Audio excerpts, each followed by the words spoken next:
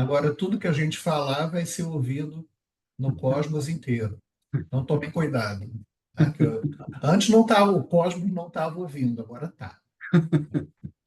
Então, para quem está chegando hoje, né, o caso Lucas aí, a Irma já estava, a Irma já tinha vindo da vez passada. O Lucas chegou exatamente no dia que a gente combinou uma pausa de leitura, porque a gente veio num ritmo bastante acelerado até então, lemos bastante coisa, e o que, que a gente repara? Os ritmos de leitura são muito diferentes. Então, alguns conseguem dar conta, a média por quinzena são 60 páginas, que eu estou procurando manter. Assim, às vezes dá 58, às vezes dá 70, que é para não quebrar não quebrar no meio do capítulo, né? Que aí fica chato. A pessoa aí quebra a sílaba ali, a pessoa não lê a sílaba seguinte. E aí não dá muito certo. Então, mas a média é mais ou menos essa, 60 páginas, e esse tem se mostrado o limite assim viável para todo mundo acompanhar o debate. Então, nós fomos até a aula passada, me corrijam aí se eu não estiver errado. Nós fomos até o capítulo 156, tá certo? Professora Marlise, tá certo? Ou Certo, tá certo, 156. Uhum. 156, né? Isso quer dizer que no dia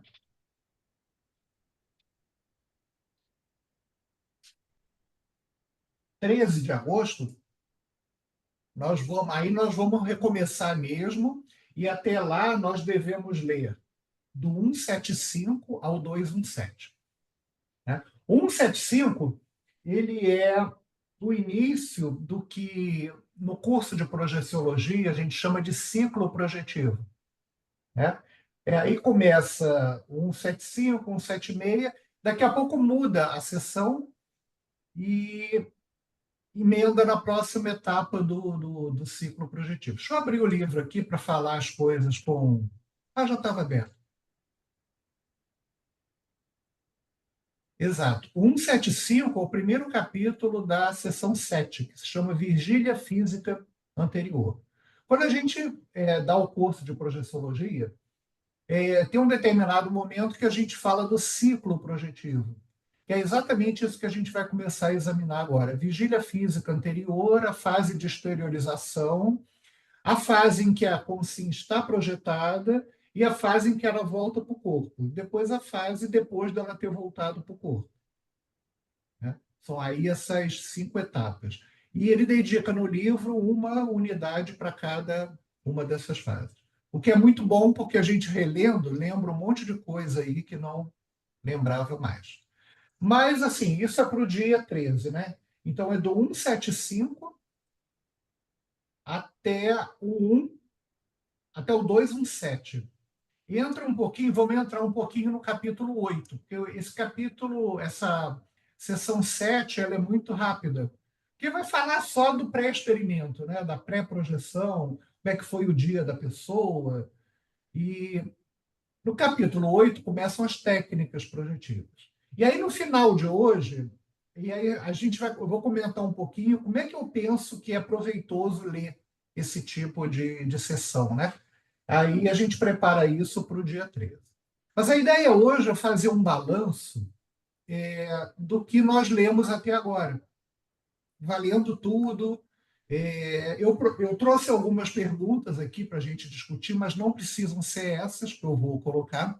Se surgirem outras aí ao longo do caminho, a gente pode ir tratando delas, não tem problema. Né? E eu procurei, assim, passar por todas essas sessões que nós já lemos e ir pensando um tema ou outro. Deu 10 temas aqui, claro que a gente não vai conseguir tratar disso tudo. Mas eu imagino que à medida que a gente comece, os outros temas aí vão surgindo, e a ideia é que vocês conduzam um pouco hoje. Eu ficar mais assim de. Já que é pausa, eu vou descansar. Né? Aí vocês trabalham mais do que eu hoje. Né? Então, assim, o tratado começa situando a projeciologia e a conscienciologia em relação à ciência. E questionando se a gente pode chamar as duas de ciência. Então, ele dá uma série de argumentos e introduz o que é chamado aí de paradigma consciencial.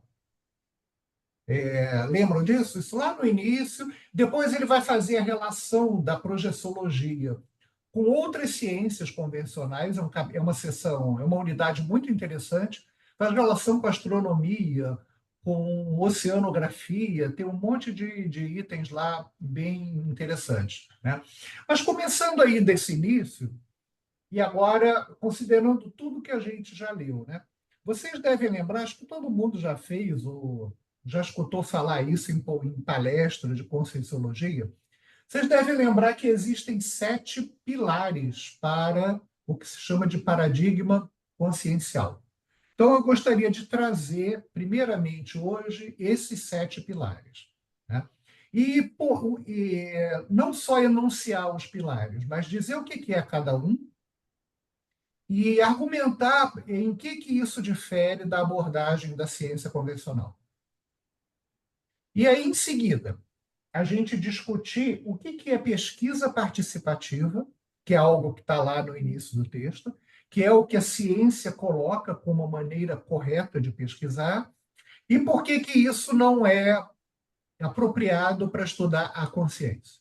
Então, a gente começaria aí por esses 2 temas e eu sou todo ouvidos. Quais são os 7 pilares do paradigma consciencial? Quem já deu palestra pública no Instituto ou em outra IC vai lembrar perfeitamente do que eu estou falando.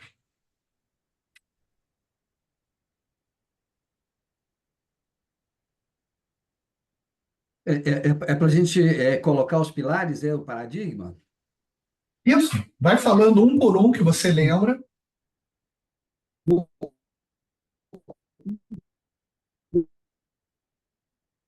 Posso falar? Por favor. Dimensionalidade, essencialidade. Bioenergética, Tá. Eu vou anotando aqui para a gente não pular nenhum. Então, bioenergética, holossomática, holossomática, Cosmoética, isso, multidimensionalidade, cosmoética. Eu vou na ordem que eu escuto aqui. Multidimensionalidade. multiexistencialidade, Uhum. Autoexperimentação. Esse eu estava esperando. Serialidade também. Multiexistencialidade e serialidade é a mesma coisa. universalismo, Universalismo. Universalismo já tem 6. é, E autoexperimentação, eu gostaria de começar por ele. quantos deu? 7. Autoexperimentação, eu gostava mais de chamar, quando eu dava curso e palestra, eu gostava mais de chamar de autopesquisa, né? Que isso já causa por si só um contraste grande com a ciência, né? Porque o experimento pessoal, aquilo que acontece com você, em princípio, não é um argumento, não é uma tese aceita pela ciência convencional, né? Ou seja, doutor, chega o psiquiatra e diz assim: doutor, eu saí do corpo e vi o senhor lá no hospital, ele vai te internar na mesma hora. Aquilo ali não vale como um argumento científico. A não ser assim, em casos, por exemplo, a pessoa está. Nem se faz mais isso, né? Atualmente não se procede mais assim. Mas antigamente, a pessoa estava pesquisando uma vacina. Aí ela aplicava nela mesma, porque não achava ninguém que quisesse ser cobaia da vacina. Hoje em dia, as indústrias pagam para isso, né? As pessoas saem todas sequeladas, mas elas ganham dinheiro para se submeter a esse tipo de experimento, tá? Então, assim, isso é o pilar da autopesquisa. E como é que ele funciona? O que ele significa aí dentro do paradigma consciencial? O que é a autopesquisa? Pesquisa é você colocar em prática todos esses itens do paradigma consciencial. É você vivenciar a multiexistencialidade, vivenciar as várias dimensões, utilizando a bioenergética, porque os 4 veículos são energia. Então, você vai transitar. Calma, Tifé. Estou falando de autopesquisa.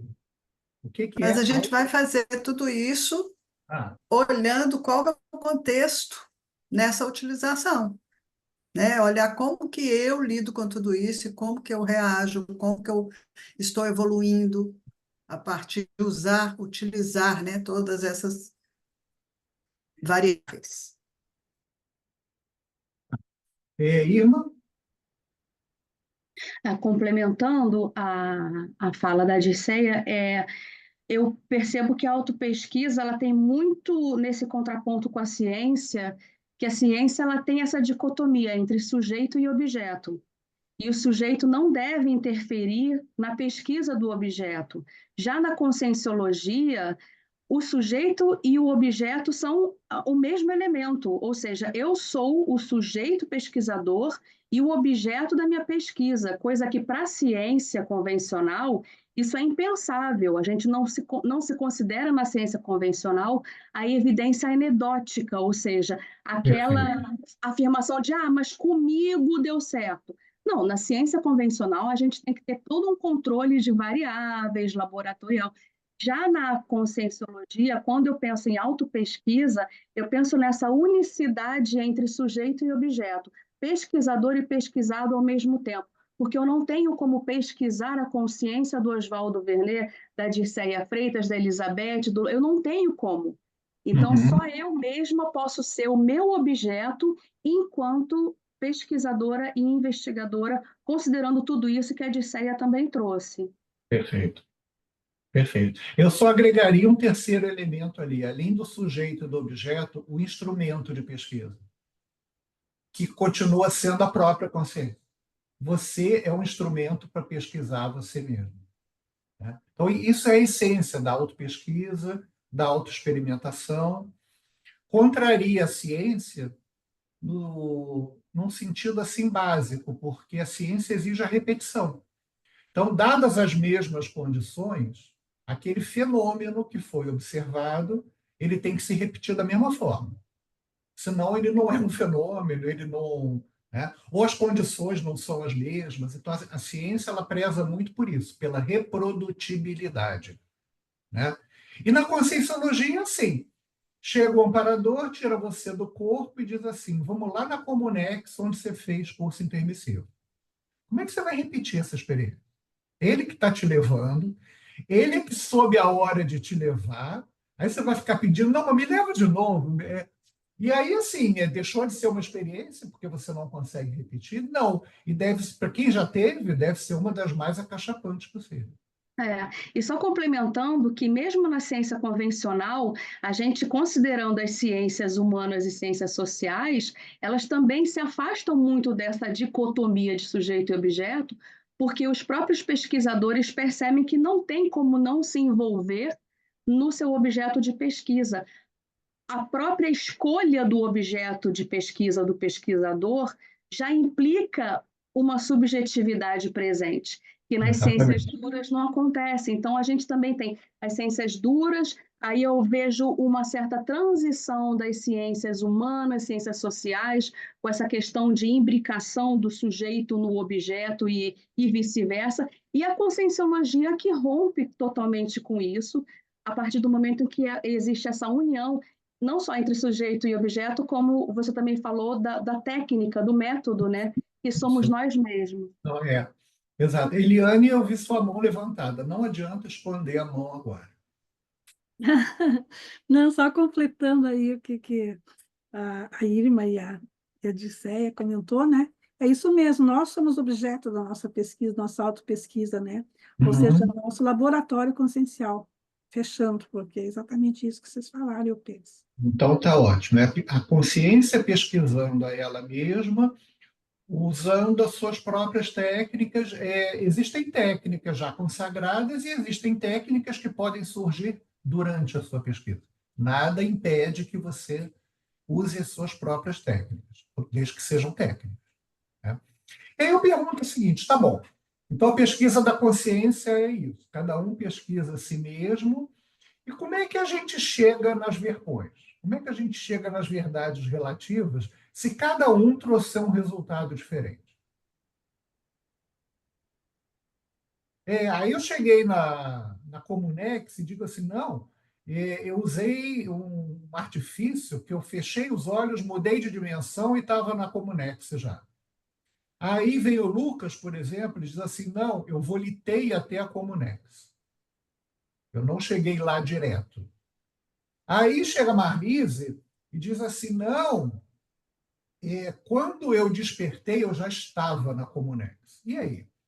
Aí você chega no ambiente de debate, como é que você unifica isso? Como é que você transforma isso numa verdade científica, de ponta, porque toda verdade é relativa e é de ponta, né? Como é que se dá isso? Isso, para mim, é um dos pontos cruciais para a gente entender a conscienciologia como ciência.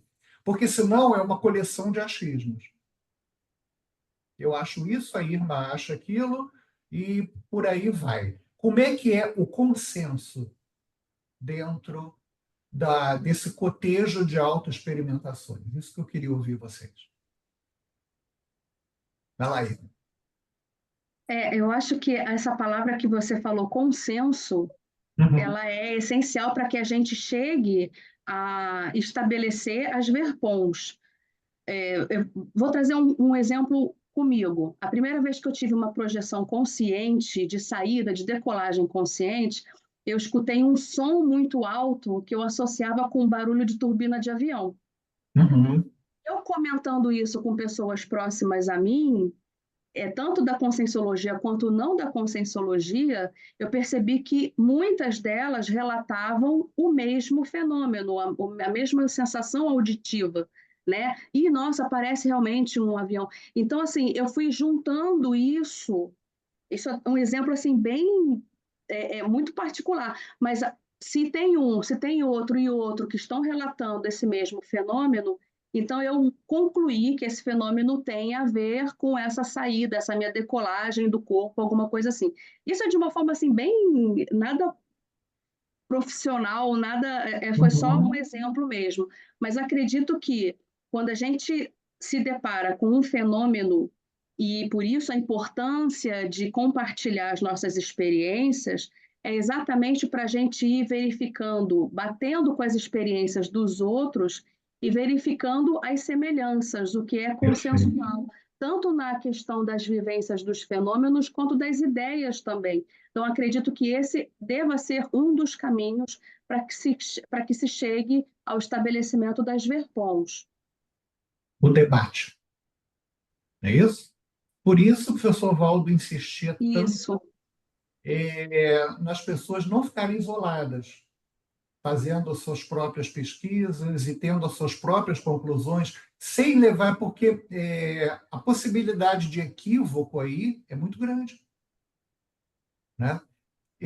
Nem sempre, por exemplo, no caso da projeção, né, que é o fenômeno assim que a gente está tratando aqui nesses debates, a possibilidade de não rememorar coisas ou de interpretar errado o que você rememorou é muito grande. Acontece com todo mundo, né?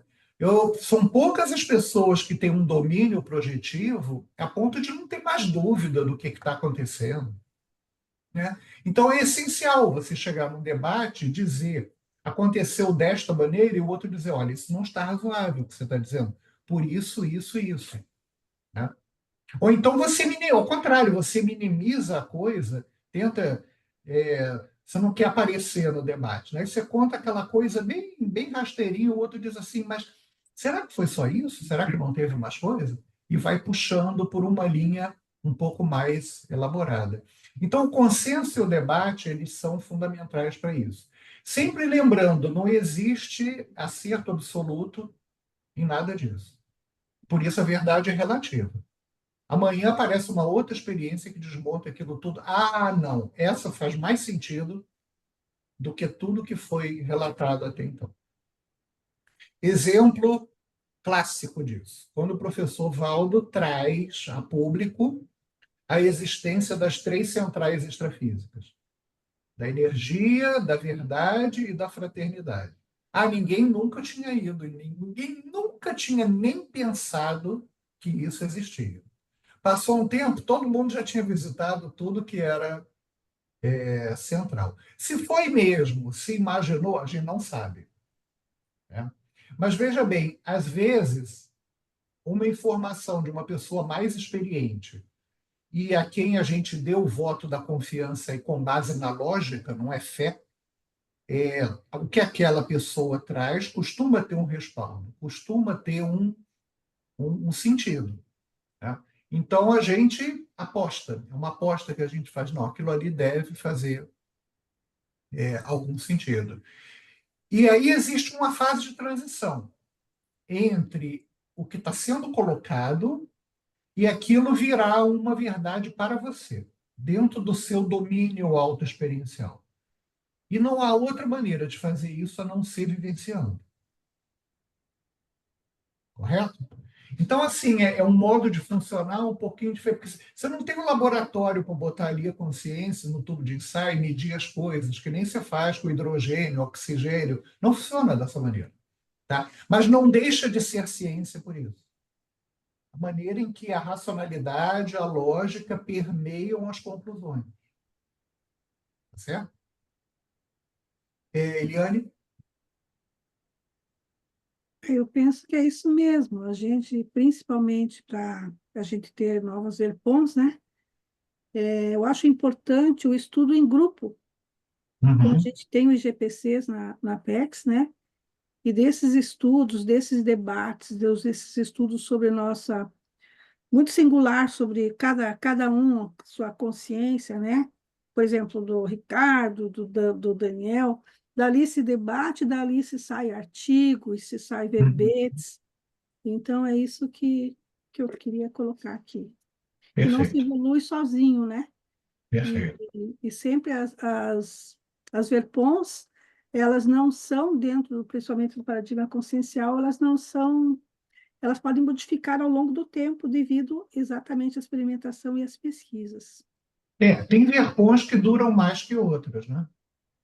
Por exemplo, quando o professor Valdo escreve o Projeciologia, o lugar do paracérebro, a sede do mental soma era o paracérebro que fica no psicossoma.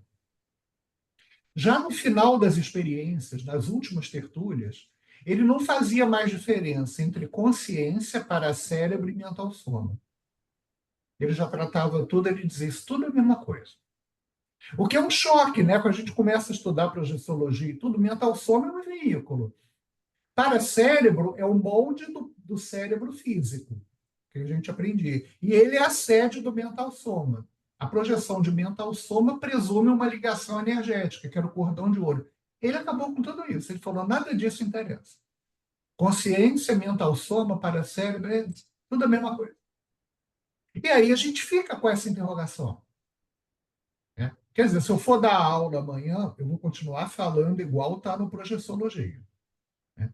Mas o que fica qual é a interrogação que fica na cabeça da gente? Pode ser que exista uma outra forma de ver tudo isso. Agora, ele não bateu o martelo, ele não disse que todo mundo tinha que ver dessa forma. Certamente, na experiência dele, essas coisas foram ficando indistintas, né? Daniel.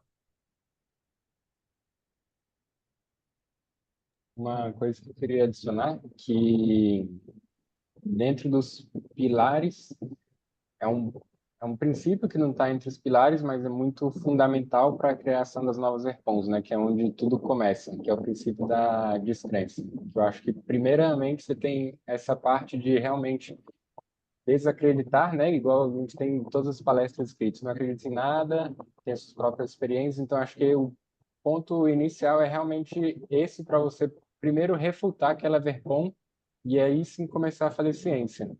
E no Perfeito. fazer ciência tem aquela parte institucional, né? Vamos colocar assim, que é o que está acontecendo agora, no último final de semana, e o que a gente faz na PEX. São os congressos e a revista, que as pessoas fazem as pesquisas, e aí a partir da estruturação da pesquisa, como que foi feita, você traz para debate, e aí traz justamente essas coisas que você colocou, né?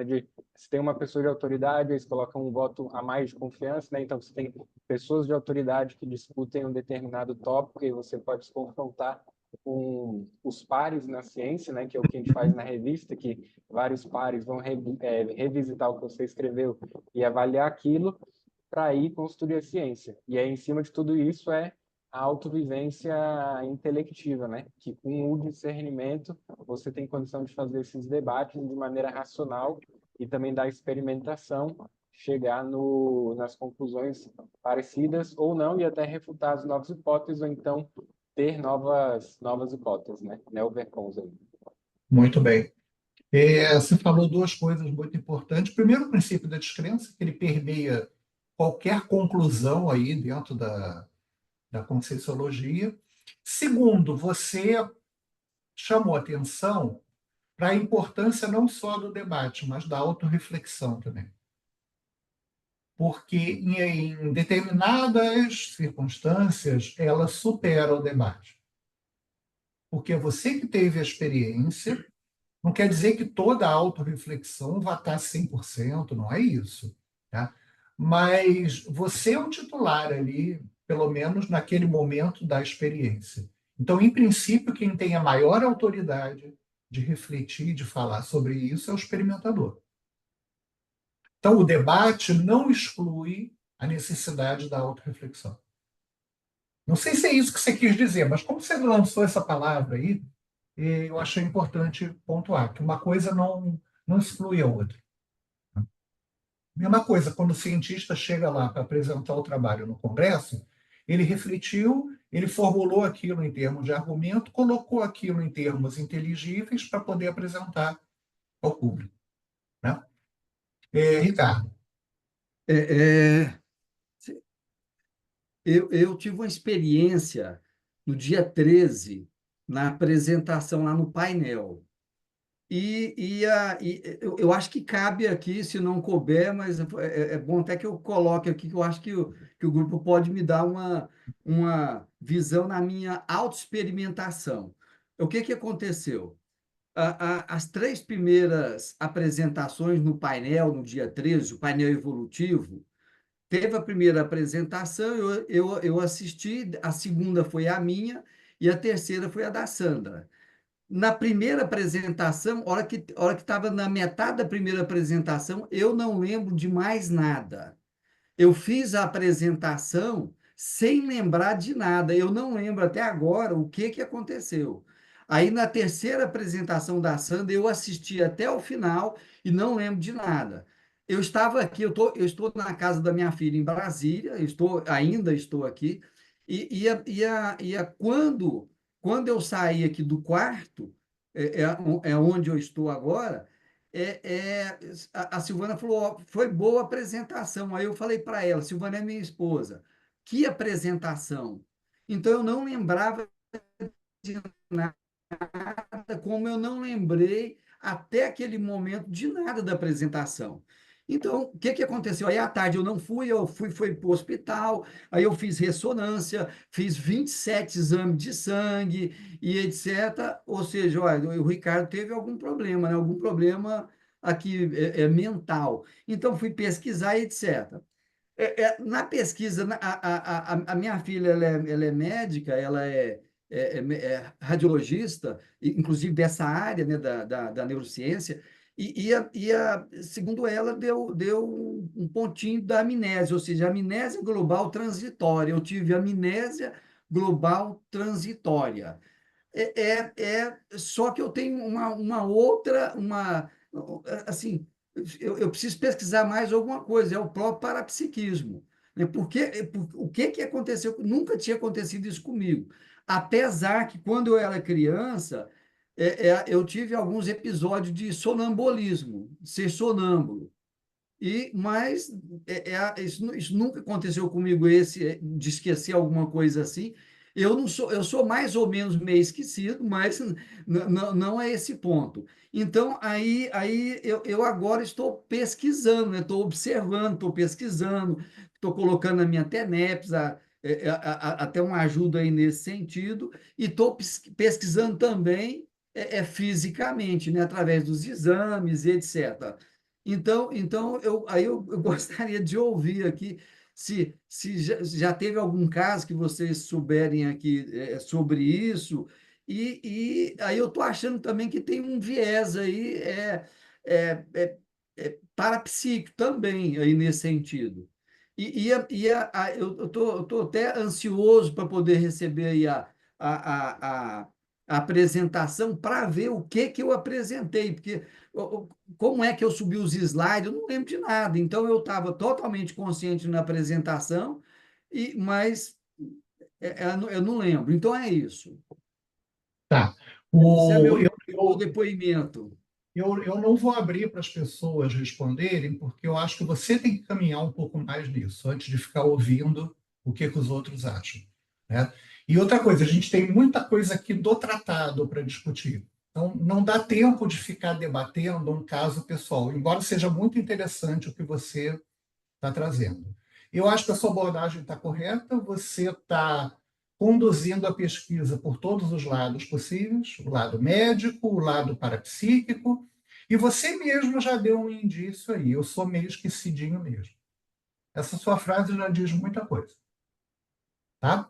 Mas então vamos adiante, porque não vai dar tempo. Aí cada um vai trazer uma coisa, e a gente ocupa mais meia hora aqui, a gente tem 8 capítulos para discutir. Tá? Mas não que a sua questão não seja pertinente nem interessante. Eu acho que você deve olhar isso com muito cuidado. Inclusive, pode ser um problema neurológico mesmo. Tá bom? Segundo pilar, bioenergética.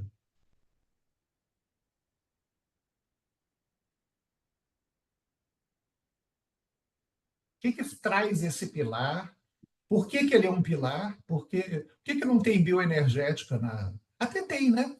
Tem umas coisas lá na psicanálise que levam em conta. Não é essa energia que a gente trata aqui, mas se você pegar, por exemplo, Reich, aquele psiquiatra alemão, ele leva em conta energia e tudo no tratamento, né? Então, não é algo desconhecido para a ciência. Agora, é algo marginalizado, né? O que é esse pilar da bioenergética? O que ele diz? Ele tem alguns princípios embasadores aí. O que vocês lembram?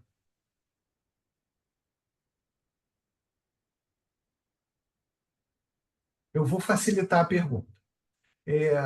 Quantas realidades existem no cosmos? Pelo menos que se fazem conhecer. Pode ser que existam mais. Irma, tá. Acho que o Ricardo está na minha frente, não está? Mas o Ricardo acabou de falar, por isso que eu passei para Ah, você. tá. Tá? Sobre bioenergética, eu conheço que tem a energia imanente e a energia consciencial. A energia imanente é a que existe em tudo no universo, e a energia consciencial é a energia imanente que foi perpassada pela consciência. Mas essa Uhum. é a explicação bem fundamental sobre as bioenergias. E sobre a energia imanente tem aqueles tipos de energia, fitoenergia, hidroenergia, geoenergia, a depender da fonte de onde provém essa energia. Bom, só aí já tem muita coisa para discutir. Porque, bom, primeiro, antes disso, existe consciência e existe energia. Em princípio, a gente só reconhece essas duas realidades, né? A menos que você comece a entrar em questão mateológica. Quem criou as consciências? Se é consciência, então a consciência é capaz de criar outras, e não adianta entrar por aí, porque a gente não consegue responder, né? Então, assim, em princípio, existem as consciências e existe a energia. É a energia na sua forma pura e a energia na sua forma qualificada pelas consciências, né? Impregnada, modificada, pode usar aí a palavra que vocês quiserem, né? Isso já traz uma diferenciação aí entre o que é a consciência, o que ela é capaz de fazer e o que é a energia. Então, a consciência é um princípio que é capaz de modificar a energia. A energia por si só não se modifica, porque ela não tem o atributo característico da consciência, que é a vontade. A consciência, através da vontade, usando os seus pensamentos e os seus sentimentos, ela é capaz de qualificar a energia, né? dando origem aí à unidade de manifestação, que é o pensene. Então, a energia do pensene, ela é consciencial. Pensene não é sinônimo de energia consciencial. Veja bem, energia consciencial é a energia qualificada que compõe a manifestação pensene. Correto? A consciência pode fazer isso a partir da energia imanente. Você absorve a energia do Sol, por exemplo. O Sol, em princípio, não deve ser uma consciência, ele é uma estrela de quinta grandeza, né? Pelo menos quando eu estudei era isso, agora não sei mais se é de quinta grandeza. Tá bom, eu absorvo essa energia que, em princípio, não está qualificada por nenhuma consciência, não sei. Também se tem alguma consciência qualificando o Sol, não tenho a menor ideia. E coloco ali o meu padrão, exteriorizo isso. Outras consciências, se tiverem atiladas, são capazes de perceber. Correto? Muito bom. Ricardo, o que você queria falar? Não, era dentro dessa visão mesmo, né? O Valdo colocava, no cosmos só tem duas coisas, consciência e energia, então a vida é bioenergética, é energia, e a gente precisa aprender a lidar com isso. Era bem dentro dessa visão aí que já foi colocada. Perfeito. Eu só questiono só essa frase, porque no nível que a gente está, não dá para saber se é só ou se é pelo menos. Pelo menos essas duas parece que existem. Tá? Tá certo. Muito bem. Holossomática. A gente leu uma unidade inteira sobre isso. Né? Então, a consciência se reveste de veículos que permitem a manifestação em determinadas dimensões, aí num crescendo frequencial. Então, o mental soma se manifesta em dimensões com vibração mais acelerada, com frequência maior, o psicossoma, frequência menor, o energossoma, uma frequência menor ainda, e o soma, essa frequência mais grosseira, material que a gente tem.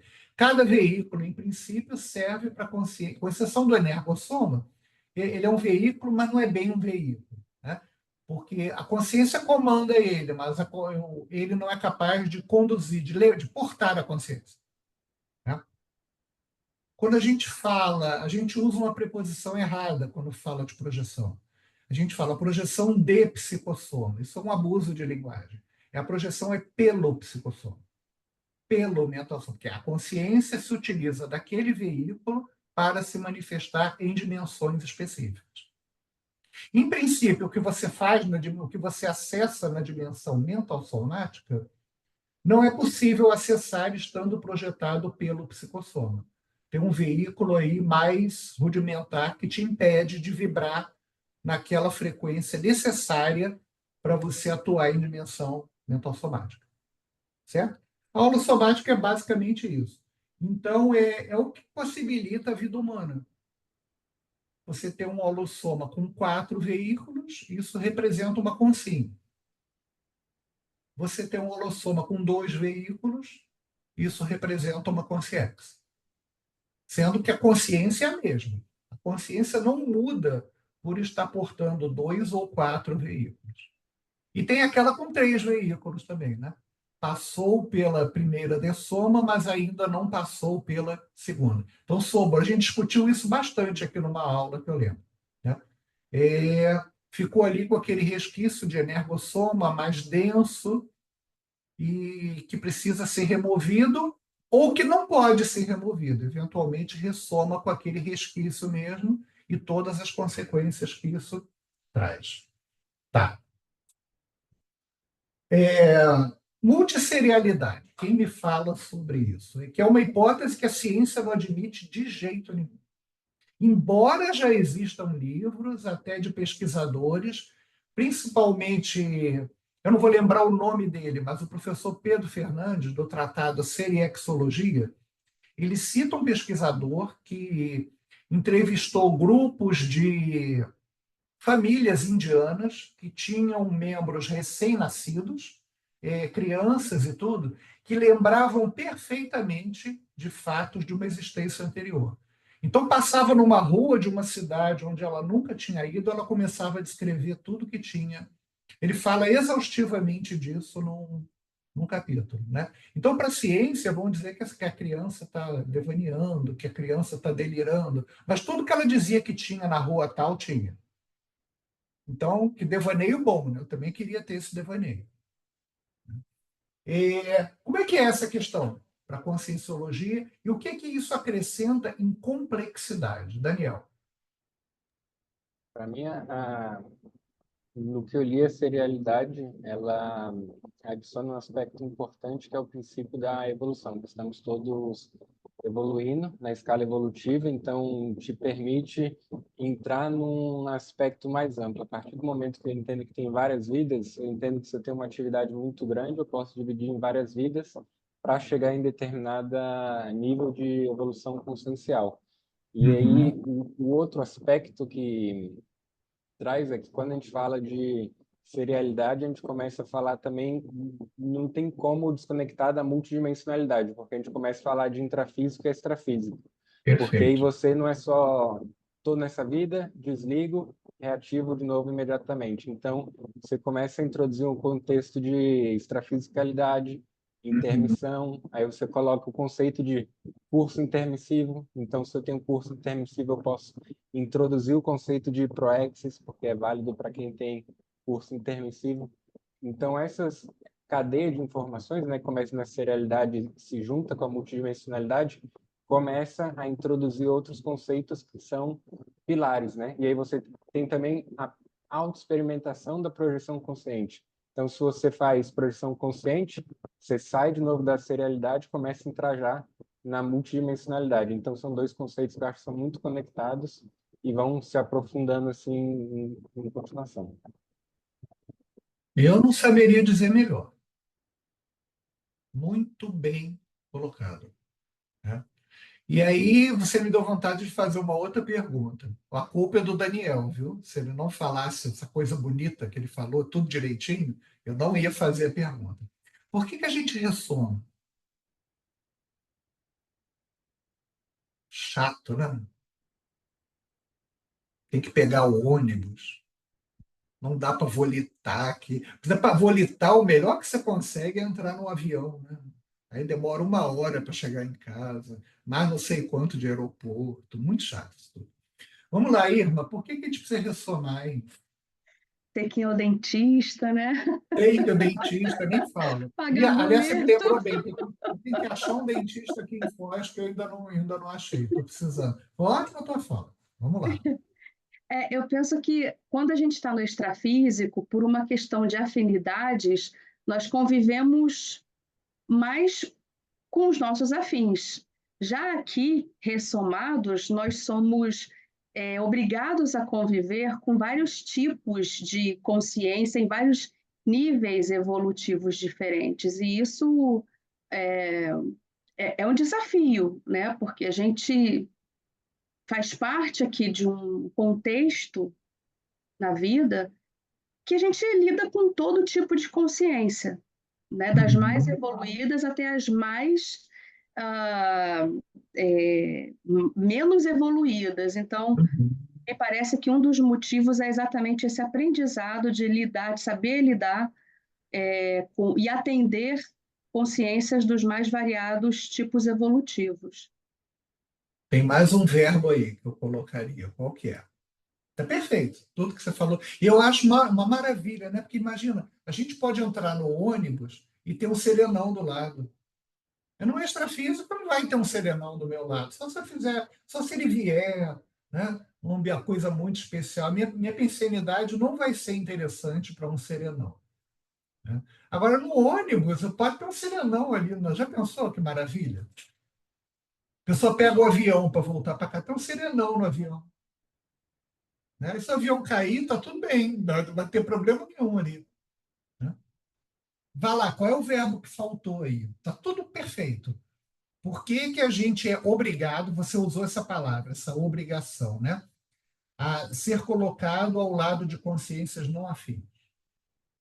Eu não sei, eu acho que eu falei mal a palavra obrigado. Eu acho que não deixa de ser uma imposição para que a gente aprenda de alguma certa de uma certa forma, a conviver, assistir, e eu não estou Tá. conseguindo pensar. E tem uma palavra que engole isso, que eu acho ela mais dentro do propósito do que... É tudo isso, você vai aprender, você vai assistir, você vai ser assistido, porque não se engane, às vezes uma consciência com menos recursos assiste você, Assiste, né?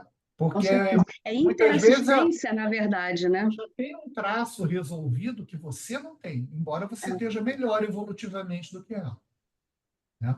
Vamos ver se a Eliane traz aí. Que palavra é essa, Eliane? Então, você é obrigado a conviver com aquela irmã ali, né? E só dá problema e vocês não... O que precisa ser feito entre essas duas pessoas, que são postas lado a lado, numa dimensão que achata Recomposição. tudo? Eu penso, Recomposição. é uma recomposição grupo kármica que foi já planejado no extrafísico, já para nossa, na programação para nossa próxima ressoma. Então, é a nossa elencologia, aquelas pessoas que nós vamos ter consciências que nós vamos ter que fazer acertos, ou seja, essa recomposição realmente em grupo kármica. Tá, isso você está pensando no caso do intermissivista, né? Eu vou chamar a Beth porque ela levantou a mão e abaixou. Eu vejo tudo aqui, gente, não tem jeito. Vocês levantam a mão por do não intermissivista. porque vocês mudam de lugar na tela, então eu vejo quando vocês vão lá para cima, não tem jeito. E no caso do intermissivista, tudo bem, isso aí é planejado, é calculado. A Consciex, no curso intermissivo, ela entende que aquilo é o melhor. Ela pode até não gostar muito, mas tá, vamos lá, é o melhor a fazer, é o que dá para o momento, é o que temos para o momento. E no caso do não intermissivista, Beth, como é que funciona isso? Como é que... Então, eu acho que os papéis que eu abaixei a mão porque eu ia responder a recomposição, aí responderam, né? Perfeito.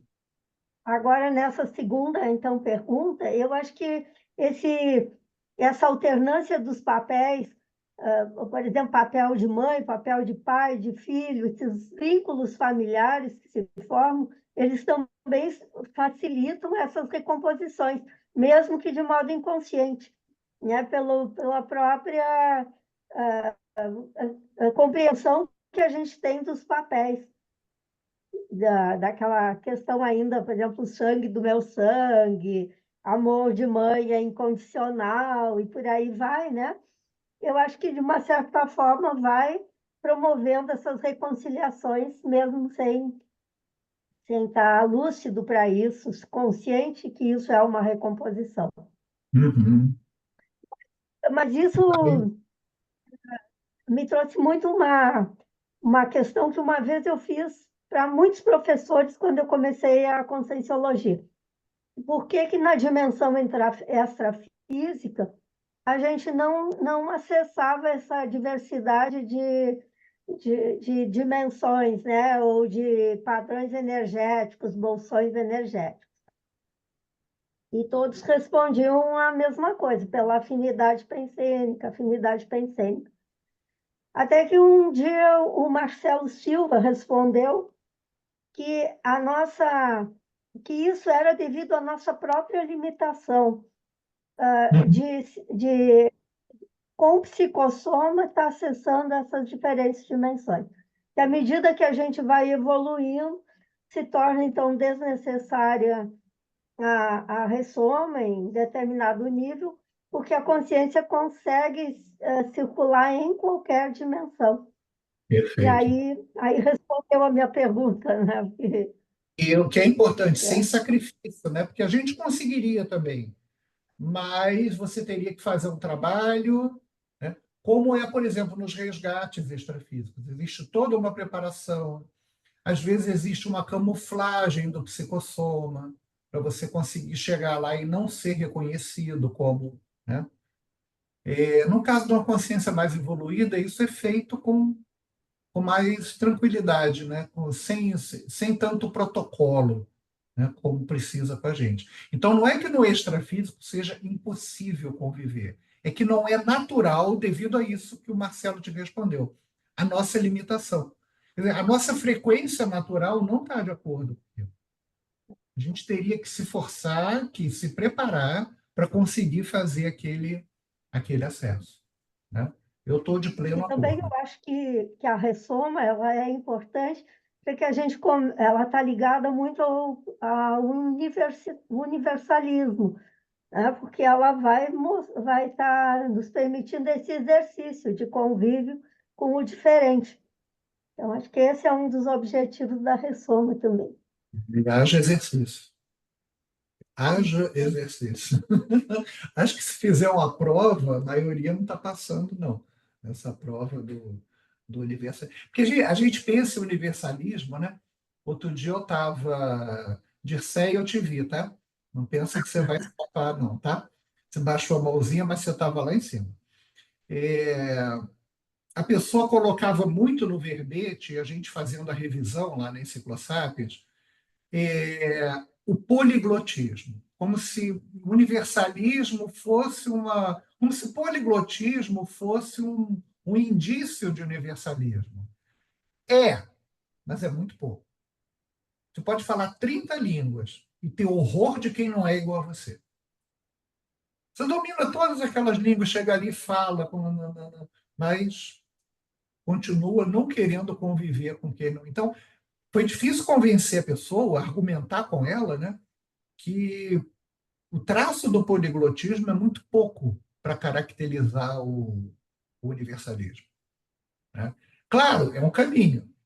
Essa pessoa ela consegue se expressar em diversos lugares. Mas ela pode se expressar e não se envolver com aquilo, né? Então, depende muito de como isso tudo é usado. Agora eu quero a Dirceia de volta aqui. Eu não vou deixar. Acho que tem a ver com o processo de reurbanização extrafísica, né? A nossa ressoma compulsória ou não, né? Tem a ver com isso por conta do tanto que a parapatologia na troposfera da Terra estava influenciando negativamente aqui a nossa evolução, né? Então, eu acho que tem a ver com isso, essa necessidade de ressoma. Não, a necessidade sempre existiu. Sim. Independentemente de você estar num contexto da Reurbex mais intensa, como está acontecendo agora, né? O problema eram as consciências que se recusavam a ressomar. Então, elas se trancafiavam ali na baratrosfera, ficavam milênios mandando, dominando, subjugando, até que foram forçadas a ressomar. Algumas transmigradas, né? O Homo sapiens urbanizatus, ele explicita muito isso. Então, o resgate na baratrosfera, ele dá origem aí a 3 possibilidades de encaminhamento. No nosso caso, por exemplo, a gente, em princípio, foi tirado de lá, mas estava melhorzinho. Dava para uns eram uns líderes, já estava meio cansado de fazer maldade para os outros e tudo. Não, então bota no curso intermissivo. Fez alguma coisinha lá no passado, melhorzinha. Dá para dar um banho de loja e proporcionar uma ressoma melhor. Outros tantos já tinham divergido tanto, já tinham feito tanto malefício que permanecer aqui só ia piorar a situação não só dos outros, como da própria consciência. Aí a opção era transmigrar. Eu não tenho a menor informação de como é esse critério da transmigração, quem é que decide, quem é que manda, mas deve ser a consciência que tem competência para avaliar, né? Fica ou vai. Outra coisa que eu fico pensando, né? Não adianta muito você botar no mesmo planeta todo mundo que fez besteira aqui, porque vai continuar uma coisa horrorosa lá. Você imagina que tem que dispersar. E como tem muito planeta no cosmos, não deve dar muito trabalho de ver para onde vai. Não, bota o líder aqui, bota o Oswaldo ali, deixa todo mundo longe para ninguém...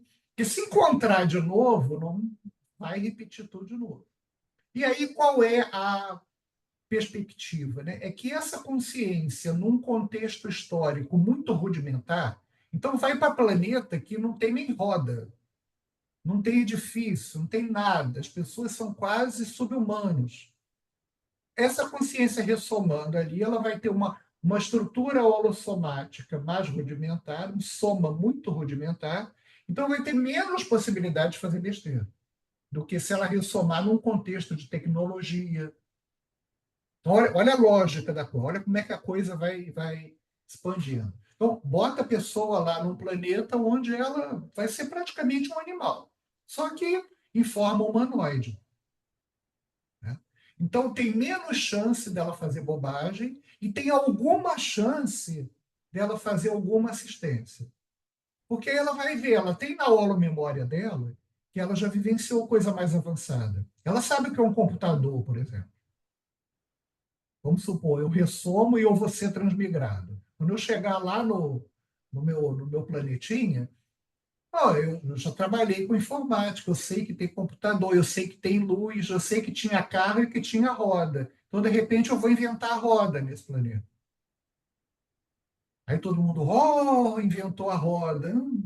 Cansou de ver roda, não sei quantas vezes na vida anterior dele. Entende? Então, a inteligência aí é muito grande. Essas consciências elas não são jogadas. A transmigração ela tem um efeito parapedagógico. A gente não pode esquecer disso. Ninguém está se livrando dessas consciências. Em princípio, tem evoluciólogo atrás disso. Tá? E a outra hipótese é o seguinte: nem dá para ir para o curso intermissivo e nem transmigra. Então, ressoma como dá ali. Ué. Bota lá naquela família que ele deve mais, e vamos ver o que dá uma chance. Às vezes não dá para mexer muito com aquela consciência, mas ainda não está no ponto de precisar transmigrar, ela não errou tanto, ela não fez tanto prejuízo ainda. Né? Ainda dá para dar mais uma chance. Aí a pessoa vem aqui e faz tudo pior do que já fez. Às vezes melhora um pouquinho. Né? E aí, assim, é um mecanismo da evolução, é tentativa e erro. Né? O fato de você vir muito bem, aí voltando para a multisserialidade, né? O fato de você vir muito bem em determinadas vidas, numa sequência de vidas, não quer dizer que todos os traços já estejam sedimentados. Você pode. Existe o que se chama de linha quebrada na série X. Você dá aquela escorregada e vai manifestar ali o pior de você. Depois recupera, depois sobe de novo. Porque um dia você já foi melhor, um dia você já teve uma manifestação melhor, e nada é perdido. Vê se tem lógica, vê se faz sentido isso. Então não é, comecei a evoluir, eu vou evoluir igualzinho sempre, igual um avião. Entretanto, existe um nível na escala evolutiva a partir do qual a evolução se acelera um pouco. Qual é esse nível? Já que a Marlise está com a mão levantada, responde. Tem um nível que, se tiver sedimentado, não é que não possa ocorrer linha quebrada, mas a evolução começa a andar um pouco mais rápido. Qual é?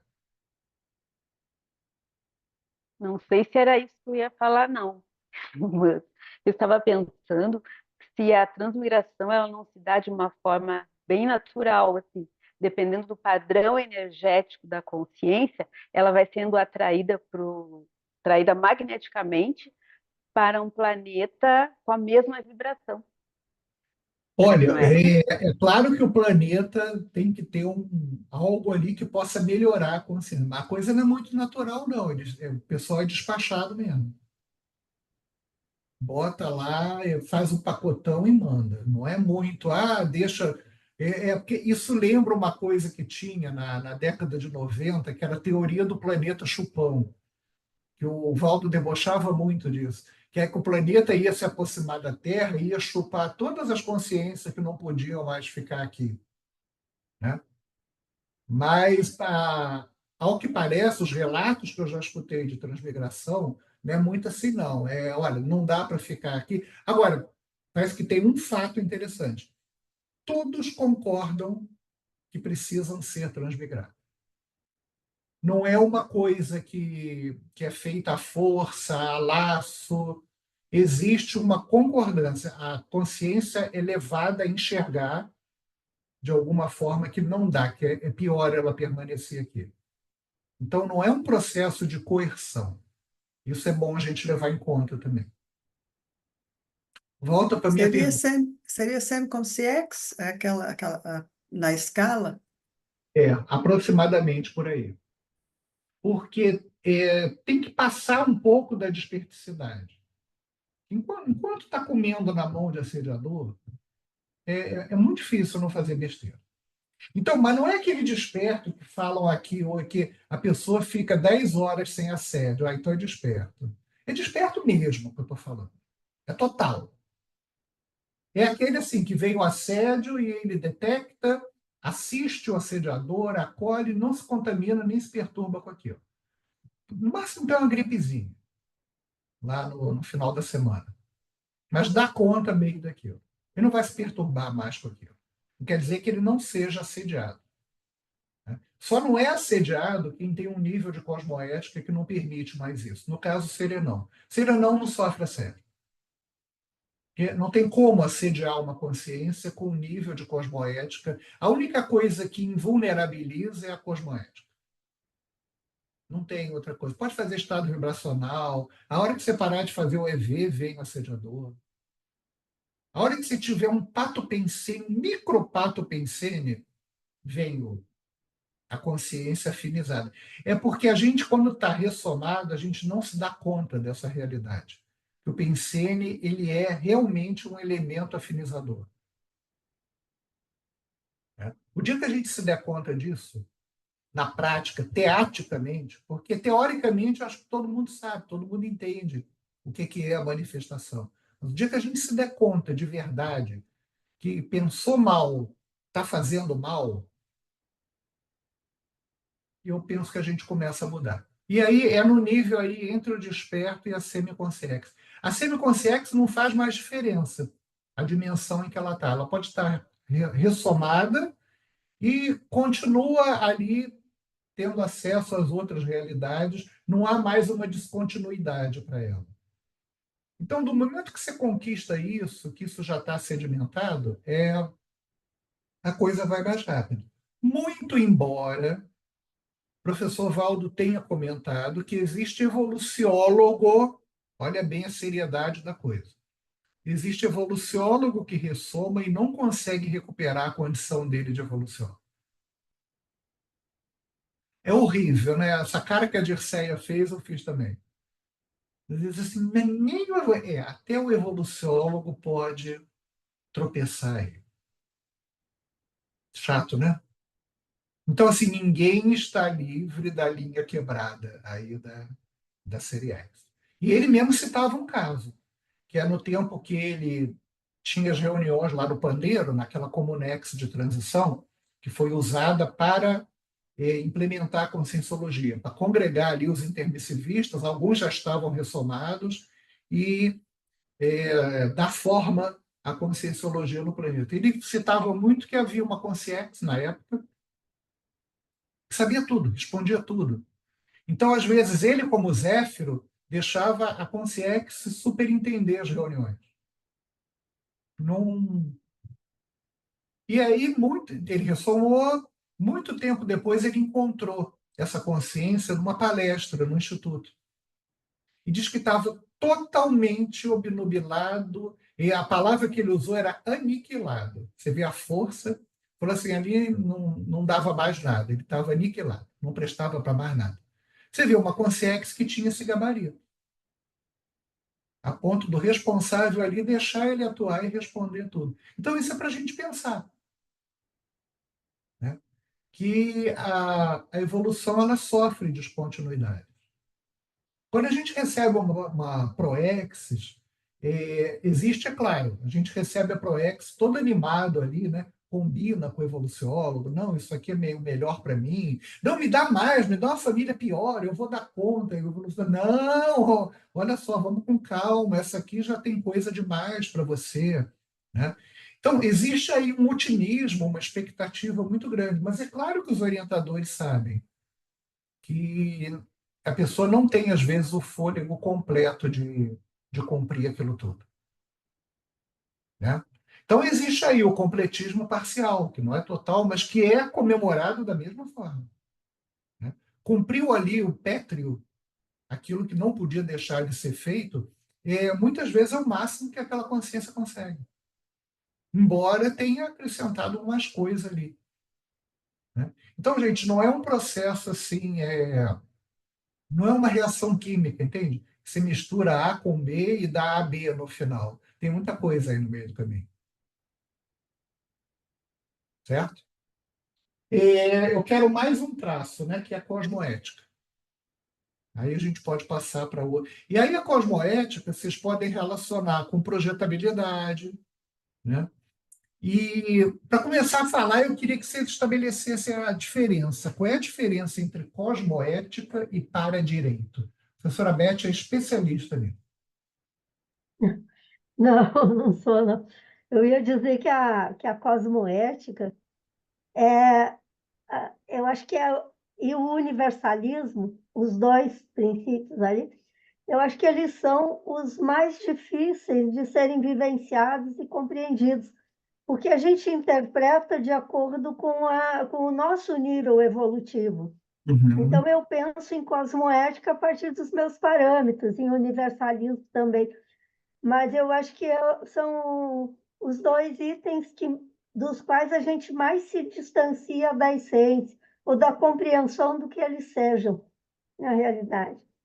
Então, são os itens que mais me inquietam e também para os quais eu menos tenho respostas, eu tenho noção real do que seja.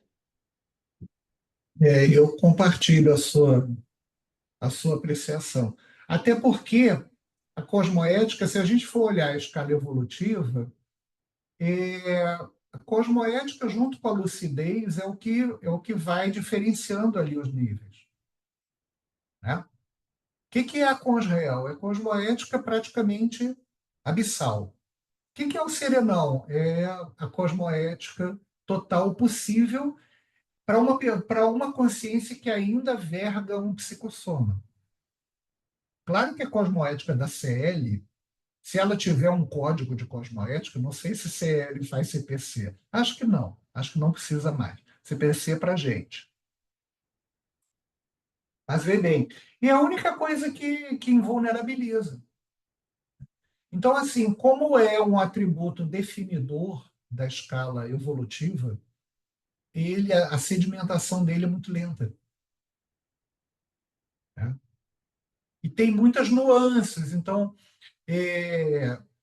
a coisa complicou conceitualmente de tal forma que, se a gente olhar a definição original de cosmoética, ela era em qualquer dimensão.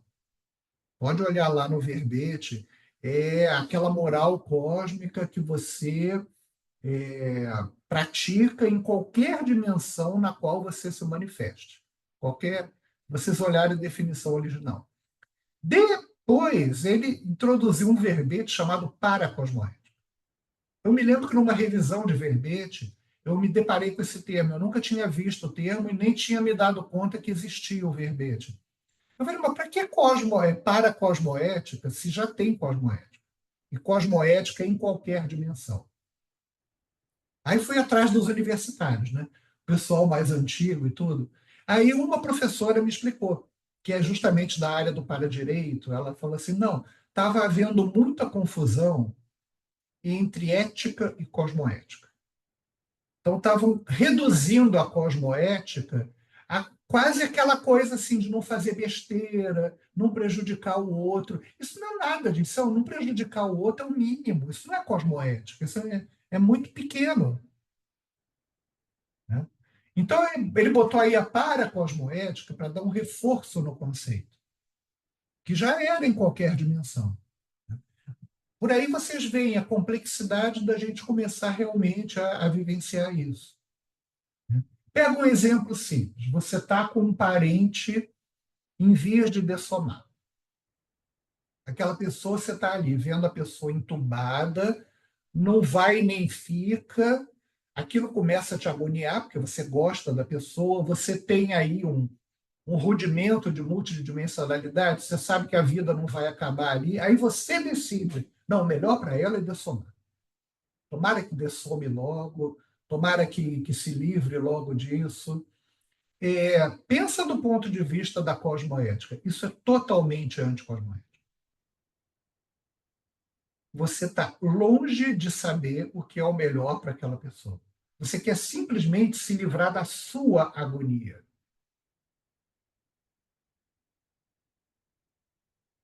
Você coloca ali como pretexto, a pessoa está sofrendo, tá, realmente está. Isso tudo é verdade. Mas ela está te fazendo, o sofrimento dela está te fazendo sofrer. Então, no fundo, é um egoísmo enorme. Isso não tem nada de cosmático. E pode acontecer com qualquer um. Quem nunca teve um parente aí, quem nunca teve, comemora. Eu já tive, eu já vi de perto. Né? E a gente fica ali, gente, por que não vai embora? No fundo, a gente está falando da gente. Entende? Porque você não sabe o que está sendo depurado ali. O que naqueles períodos, às vezes a pessoa fica meses numa UTI, com aparelho, sendo mantida. Você não sabe o que está sendo trabalhado ali. Para quando a pessoa efetivamente dessomar, às vezes ela está numa condição um pouco melhor do que se ela dessomasse logo. A gente não tem essa visão. Entende? Então, cosmoética é realmente algo muito delicado, mas ela entra como pilar porque não dá para pensar na evolução da consciência sem levar em conta o progresso aí dentro da cosmótica. Vocês estão com umas caras assim, eu falei alguma coisa muito feia, é, eu aborreci vocês com esse assunto, eu me aborreço com ele todo dia, não tem problema vocês ficarem assim muito. Né? É que a gente não para pensar, às vezes, na profundidade do conceito. Então, às vezes, dá esse impacto. E esse exemplo do parente doente ele é muito impactante, porque, no fundo, a gente está falando da gente. Agora, também, o que a gente encontra de conceitos na bibliografia também não traz muitos parâmetros, né? Porque diz, é a ética cósmica e tal. É, Mas eu não sei nem o que é a ética cósmica, então me deixa perdida de novo, sabe? eu Eu não acho sei o que é a física, quanto mais a cósmica. Né? é, Então, assim, é difícil mesmo. Essa coisa da gente saber o que é o melhor, levando em conta tudo naquele momento. Isso é muito difícil. Isso é muito difícil. E aí tem aquele princípio, na dúvida, abstenha-se. Não coloca energia, não coloca pensenidade, não coloca desejo naquilo que você não sabe se é o melhor. Porque você pode estar atrapalhando muito. Às vezes está tendo um trabalho enorme ali daquela pessoa ser mantida naquela condição e não sabe, a gente quer que a pessoa vá embora. Aí todo dia você está atrapalhando ali. Já pensou? Coisa chata. Aí no final você dessoma e diz assim, não, mas eu ajudei a fulana. Não, filho, você atrapalhou. Não ajudou. Né? Então é legal a gente refletir sobre isso. Como é que só botar o cosmo na frente faz muita diferença. Não é um jargão, não é uma coisa de linguagem apenas. É uma profundidade conceitual em outro nível que se acrescenta aí quando a gente fala dessa maneira. Né? Evoluciólogo, por exemplo, ele não compra interprisão com ninguém. Porque ele sabe que na posição dele, se ele fizer isso, ele perde a autoridade perante o grupo. Então, ele não embarca mais nessa. Tudo no nível da evoluciologia é colocado como isso é o melhor. Veja se você está de acordo. Né? Até para transmigrar. Não transmigra se aquela consciência não tiver convicta de que aquilo vai ser o melhor.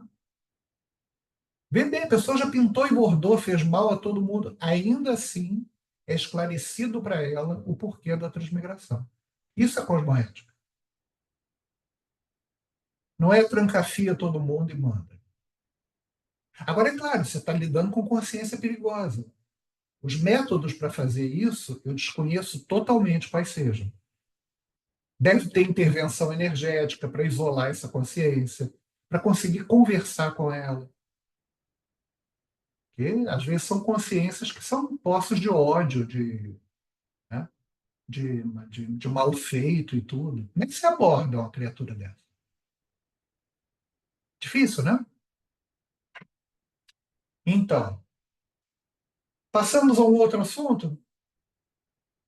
Eu queria falar de dois tipos de projeção. Aí, já avançando um pouco na unidade, a gente está com 40. A discussão dos pilares eu sabia que ia render. Por isso que eu trouxe aqui hoje. Eu queria que vocês diferenciassem para mim, dentro do que estudaram ou do que já vivenciaram, uma projeção de pelo psicossoma, de uma projeção pelo mental soma. O que acontece numa, o que acontece na outra? Se não vivenciou, como é o meu caso, projeção pelo mental soma, o que você entendeu do que você estudou? Está valendo qualquer ideia aí.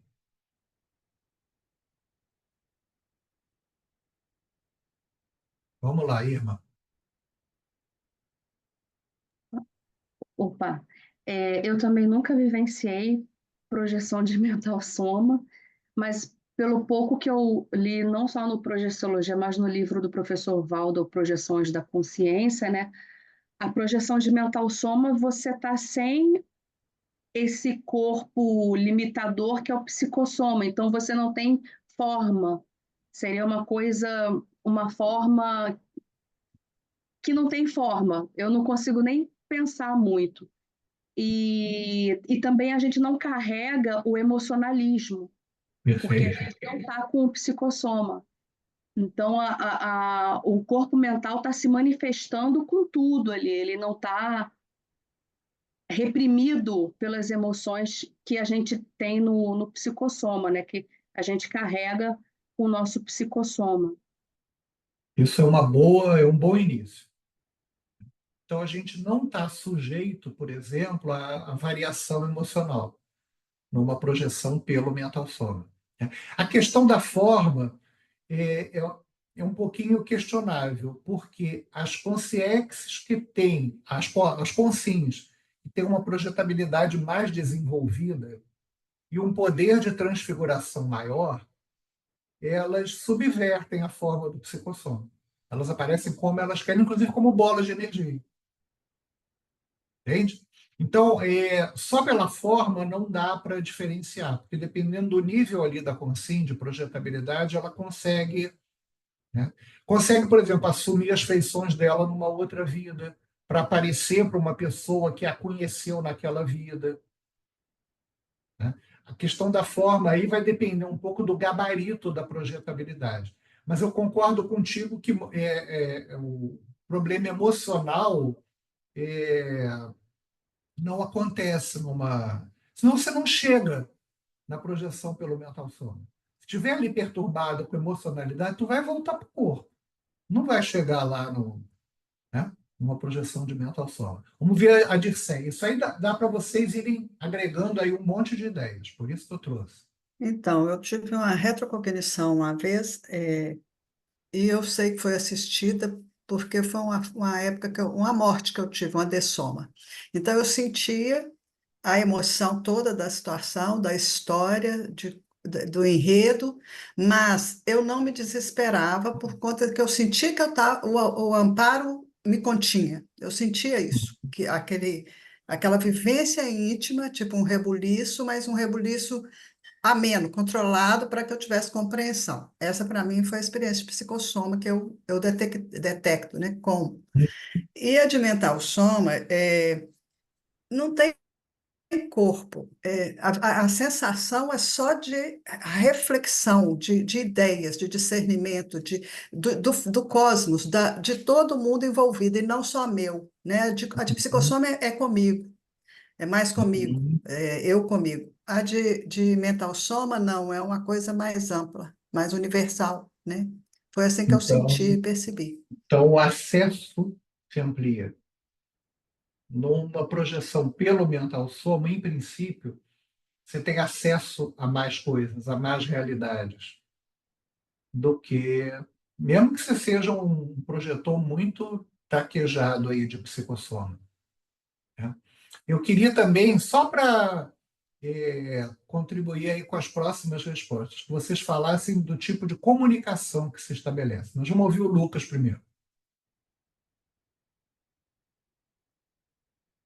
Bom, pessoal, então, sobre essa essa questão desse cotejo aí das duas projeções. Eu estava, essa coisa da memória é um desafio, né? Mas eu estava aqui no diário projetivo lembrando um relato que eu fiz em 2018. Estava coordenando um curso em Recife, e aí eu fazia a conclusão. Na época era um curso de introdução da Conscienciologia. A aula era de evoluciologia e a proposta era evocar o Holopensene dos Serenões. Eu não Uhum. sou um projetor, sabe assim, muito pirográfico, não. Mas dessa vez foi um tanto assim, principalmente na primeira projeção, pelo psicossoma, né? Os efeitos das emoções eram bem fortes, assim. Sabe assim, aquela coisa de primeiro encontro, né, que as emoções Uhum. estão lá, né, bem forte. E aí, na sequência, a sensação de que eu estivesse saindo do corpo, ou seja, saindo do psicossoma, e ficasse aquela tranquilidade, aquela serenidade. E aí eu tive a sensação de estar claramente amparado, ou seja, foi algo patrocinado, e um aumento muito grande da lucidez, assim. Foi algo bem, bem didático. Então, para mim, essa é a referência que eu tenho quando se fala sobre essa comparação, vamos dizer assim, desses dois tipos de projeção. Não sei Muito se tinha bom. mais alguma pergunta, mas era essa a contribuição que eu queria dividir. Tá bom. Obrigado. Daniel. Quando você falou de comunicação, né, de como se dá a comunicação, eu lembrei de uma conversa durante um SCP-1 que ficou na minha cabeça, que foi o fato que a produção de mental soma, a comunicação acontece em blocos pensênicos, blocos de informação. Não tem um Isso. diálogo, mas é como se fosse um download da informação, né? Chega o bloco e chega aquele pacote que traz muito mais informação que você conseguiria articular, tanto naquele espaço-tempo pequeno, teve a interação, mas vem já um bloco pensênico. Então foi essa coisa que me veio em mente. Perfeito. Deixa eu só pontuar uma coisa. É, a comunicação em bloco, ela também pode ocorrer na projeção pelo psicossoma. O que varia aí é o tamanho do bloco. Porque muitas vezes você está projetado na frente de uma consciência, você não precisa trocar uma palavra com ela. Você recebe aquela informação, às vezes, de tudo que ela está sentindo. Só o fato dela pensar, você entende aquele pensamento.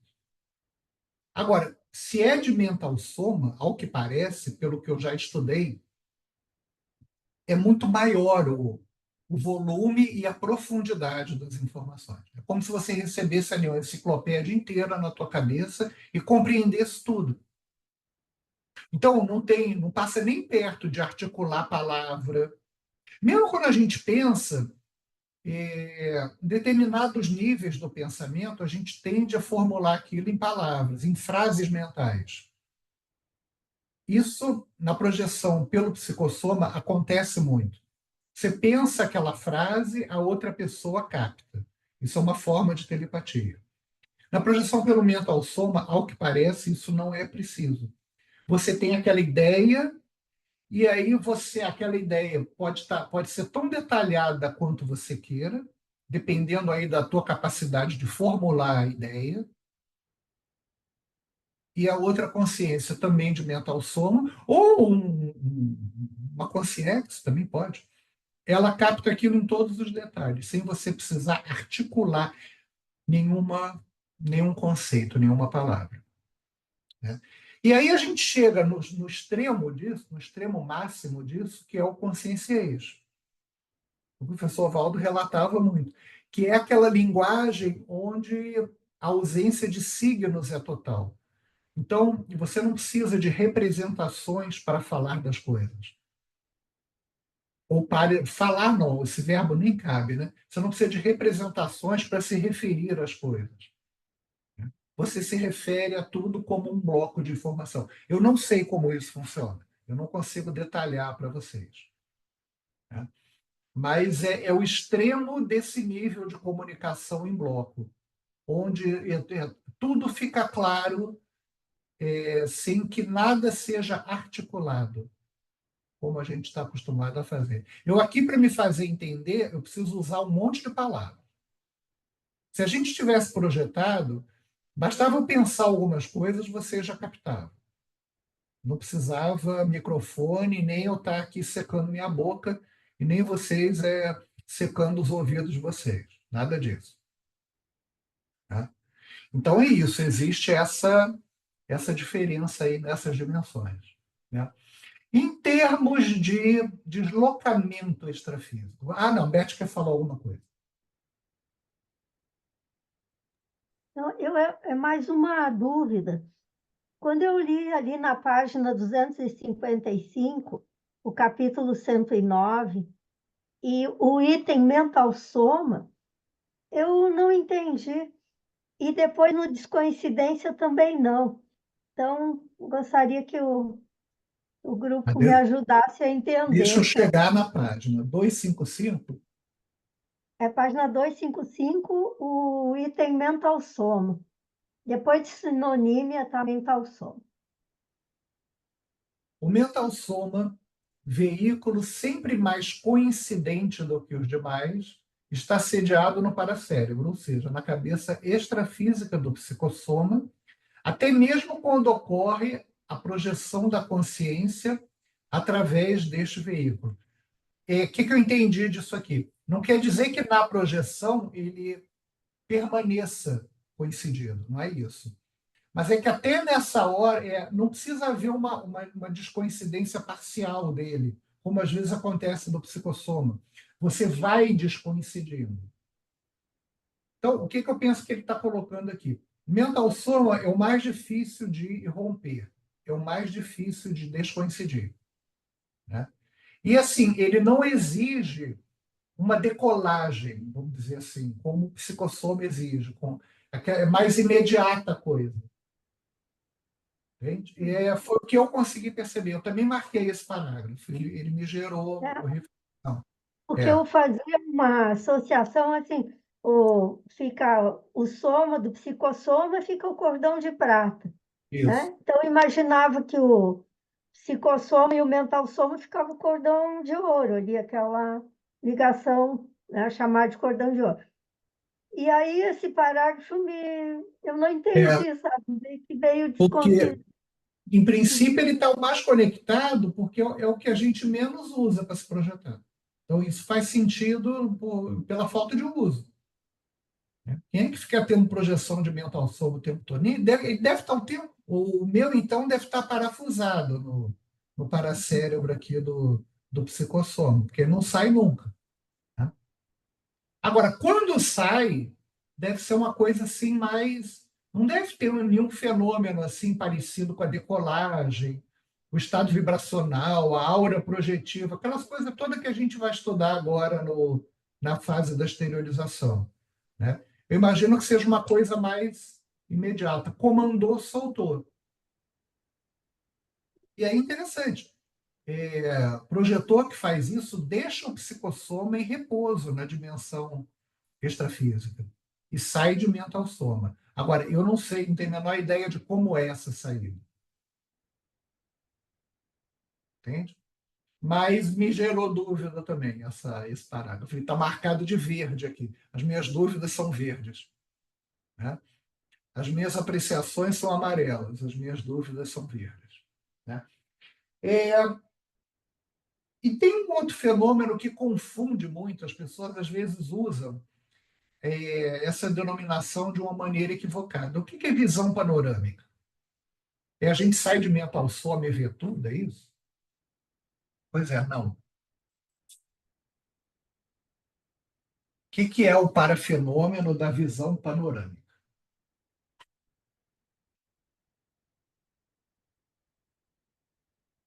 Você sobrevoa a região e vê tudo que tem ali. Né? E não é nada disso. Acho que é a visão 360 graus, não sei. Não, não tem a ver com a visão externa. É por isso que eu trouxe. Ele é daqueles fenômenos que ocorrem no limiar da dessoma. Então, o pré-dessomante está naquele estado, vai, não vai, e ele tem ali uma visão de toda a vida intrafísica dele, normalmente em ordem cronológica contrária, do momento presente até o nascimento, e ele consegue compreender ali, num lapso de tempo muito pequeno, tudo que ele passou na vida intrafísica. Essa é a visão panorâmica. Às vezes ocorre concomitantemente a uma EQM, e alguns relatam que passam por isso quando dessomam, aí na iminência da primeira dessoma. Tá? Então, eu quis trazer esse termo porque ele confunde muito. A gente lê e acha que é sair do corpo e ficar olhando as coisas, não é? Tá? Eliane. Exatamente isso, professor Oswaldo. Eu achei que era isso, de você sair do corpo e ter essa visão panorâmica. Mas não é. Parece, mas não é. Né? Eu pensei de propósito, porque, por exemplo, numa prova de projeciologia, né? E agora na Apex a gente vai começar a dar uma atenção maior à formação docente. Né? Então, eu vou até falar nisso na reunião de sábado. Eu vou nessa reunião do dia 3, sábado, para a gente começar a apresentar essa proposta da formação docente. Né? E teria uma primeira prova prevista aí, só não vou dizer a data, mas a gente já tem até uma data mais ou menos provável. E seria uma prova de projeciologia. Em princípio, eu entro o livro todo. Né? Mesmo que eu não tenha lido tudo, é interessante fazer a prova para você avaliar aí o que você já compreendeu dessas coisas, o que não compreendeu. Né? Então, aí, assim, se a gente põe uma pergunta dessa, a pessoa embarca, porque o nome engana. Então, isso para a docência é fundamental, a gente dá nome aos bois, dá o nome correto aos bois corretos. Né? Isso aí faz uma diferença. E o que é a teoria do vácuo evolutivo? Adoro essa teoria. Tudo está no texto, não estou inventando nada. Teoria do vácuo evolutivo. É uma vergonha para todos nós. É daquelas teorias que fazem a gente ficar vermelho de vergonha. A Marlise sabe o que é, ela quer responder. Mais ou menos. Que eu lembro, nós lemos já faz alguns capítulos atrás, que é o vácuo evolutivo, é aquele período durante o sono, que nós estamos dormindo, é óbvio que o sono é necessário para a recuperação do corpo físico, mas nós temos projeções conscientes, mas não são lúcidas. Quer dizer, projeções que não são conscientes, não são lúcidas. Então, chama-se vácuo, porque neste período nós poderíamos aproveitar para estar aprendendo no mundo, no mundo extrafísico, tendo encontros com o amparador, fazendo assistência, aprendendo. Mas é nulo, porque a gente não atua. Mais ou menos. Não é mais ou menos, é exatamente. Ah, tá. É exatamente isso. Teoria do vácuo evolutivo é você desaproveitar 8 horas por noite. Por isso que é vácuo evolutivo. Você deixa de evoluir durante as horas ali em que o soma está descansando, então você não está usando ele, em princípio, porque tudo que acontece ali é autônomo, não depende muito de você comandar. É células se regenerando, porções de memória sendo apagadas. São todos mecanismos somáticos que não dependem da sua ação. Né? E aí, assim, você está descoincidido, pelo menos em algumas fases do sono, não é em todas. Né? Tem lá aquele ciclo do sono que a gente vai estudar aqui. Né? O pessoal que fez curso de projeciologia sabe bem isso. Né? E em algumas dessas fases você poderia estar atuando fora do corpo, e você está ali dormindo em cima do corpo. Ou às vezes está naquele nível assim de lucidez que você não consegue entender nada, mistura com sonho. Né? O vácuo evolutivo é exatamente esse desperdício evolutivo que acontece. Em média, 8 horas por dia, ou seja, 1/3 da vida. Chato, né? O professor Oswaldo está horrível hoje. Está falando que ninguém tem cosmoética, que todo mundo desperdiça um terço da vida. O professor Oswaldo está terrível hoje. Né? Mas é para a gente parar para pensar. Ué. Muito bem. Inibidores da segunda dessoma. Já tratamos disso aqui, mas eu não canso de falar desse assunto. Ricardo. Como nós podemos reduzir esse vácuo evolutivo? Como é que Estudando nós podemos... projeciologia, aplicando as técnicas, saindo do corpo. Só isso. Basta isso. Isso. Basta isso. É colocar a projeção como prioridade. E não desistir porque não conseguiu das primeiras vezes. E eu estou me incluindo nessa fala, não estou me excluindo, não. Em geral, a gente deita e diz assim: amparador, se você precisar de mim, vem me buscar aqui. Ó, estou à disposição, tá? Resistência, vamos na baratrosfera, tá tudo ótimo. Uhum. Qual é o teu esforço? Qual é o teu empenho? O teu aí, eu estou falando do meu, tá? Que também não é bom. Estou me incluindo totalmente no vácuo evolutivo aí. Às vezes, quando eu deito, tudo que eu quero é dormir. Tá? Muito bem. Segunda dessoma, né? O descarte aí do que ficou do energossoma. O ideal é que a gente conseguisse fazer junto com a primeira. Fez a primeira, fez a segunda e vai cuidar da vida. Vai lá fazer o que tem que fazer, não tem a menor ideia do que é que tem que fazer. Deve ter um encontro aí bom, né? Depois da segunda dessoma, porque você consegue acessar dimensões assim mais refinadas, né? Ambientes melhores. Então, eu imagino que a gente consiga ter experiências mais interessantes a partir disso. Não precisa mais se comportar como se estivesse no corpo físico. Então, você perde a referência da forma. Você pode manter o psicossoma humanoide lá parecido com o que você era na vida intrafísica, mas não precisa. Você não tem fome, não tem sede, não tem vontade de fazer sexo, mas nada disso. Saiu o energossoma, senão não sai. Continua ali entranhado onde está pegando. Né? E aí eu já adiantei a resposta. O que inibe a segunda dessoma? Irma. Me parece que é o apego não só às coisas materiais, mas apego às pessoas que ficaram, apego às ideias. Então, eu acho que apego é um redutor de lucidez. E aí a pessoa fica impossibilitada de passar pela segunda dessoma. Os apegos, com certeza. Quem acrescenta mais alguma coisa? O apego é bem a base, você tocou bem na base da coisa. Mas tem Marlise, tem mais umas coisas aí que atrapalham muito. O emocionalismo exacerbado. Uhum. O psicossoma desequilibrado. A mesma coisa.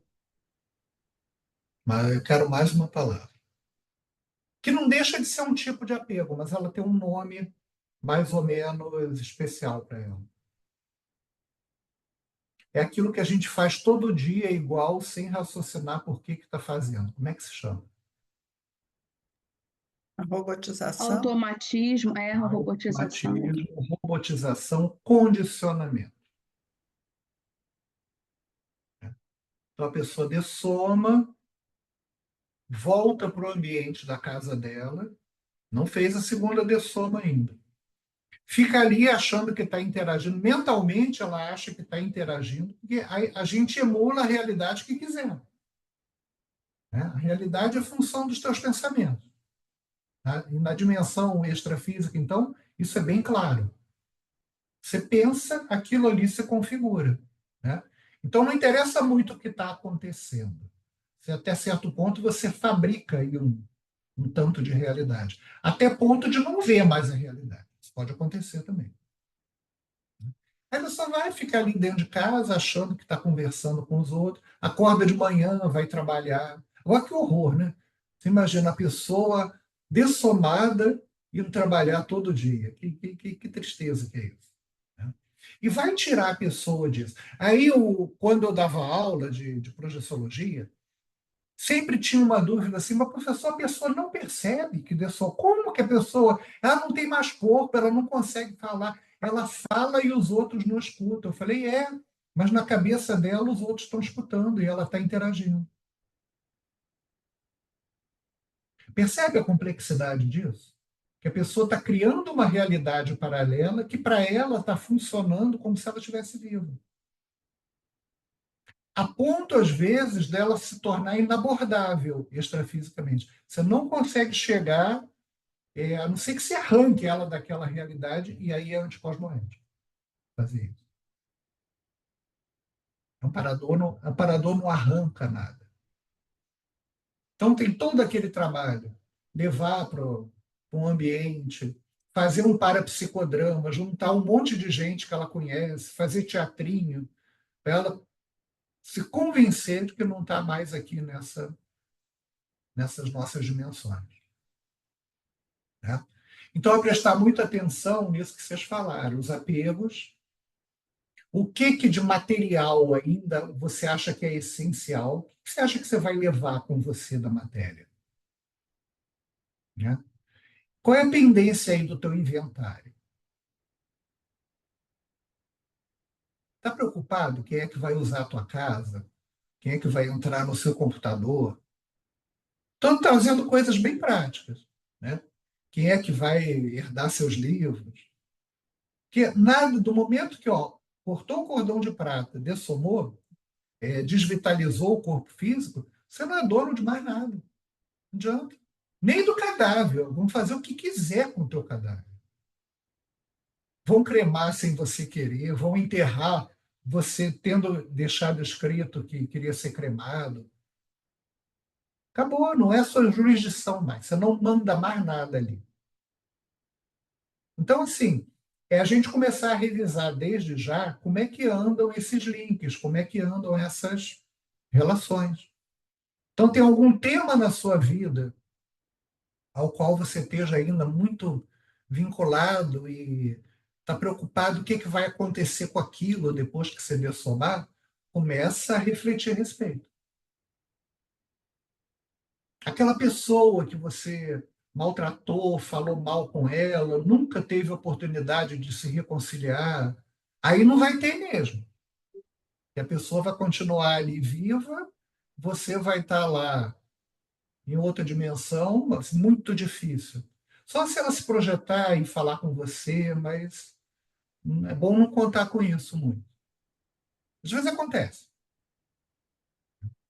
E o outro tipo de apego, que a Irma falou também, o apego às ideias. Esse eu acho um dos mais sérios. O dogmatismo, aquelas ideias das quais você não abre mão, tem que ser daquele jeito, porque eu entendo que é assim.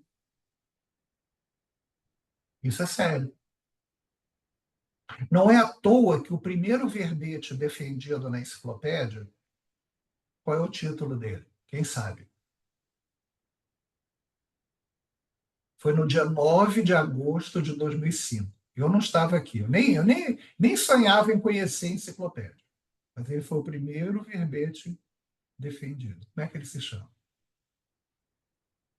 É daqueles temas que a gente acha que é facinho, é parecido com cosmoética. A gente acha que é facinho ter isso. Ah, imagina, né? Tranquilo. No entanto, o professor Valdo abre a enciclopédia com esse verbete. Como é que ele se chama? Pode consultar aí, não ligo não. Pode colar. Abertismo consciencial. Ele abre a enciclopédia com esse verbete. Ele não é o primeiro da lista, porque a lista é em ordem alfabética. Então, existe um outro que passa na frente dele. Um ou mais de um. Né?